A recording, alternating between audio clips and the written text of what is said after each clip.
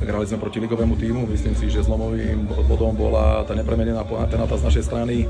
Chceli sme sa zamerať na organizáciu strednej zóny, čo nám si myslím vychádzalo a trošku nás to mrzí, lebo boli sme krok od toho postupu, keď sme dostali 4 góly, ale nechýbalo veľa, aby sme boli dnes úspešní. Tak to sme nerešili vôbec, nechceli sme byť hlavne negatívni, chceli sme byť skôr pozitívni a chceli sme jednoducho pokračovať v dobrej organizácii a pevne sme verili, že voľaká šanca príde a myslím si, že chalani to dnes odrobili fajn, slušne a to isté tí chalani, čo tam dnes nastúpili.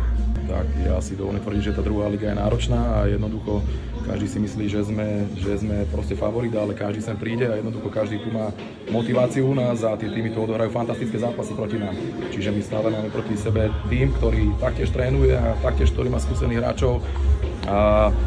Ale tí chalani dnes mali obrovskú motiváciu postúpiť a hovorím, mrzí ma to trošku za kabínu, že sme to nezvládli, ale dnes ten herný prejav bol fajn.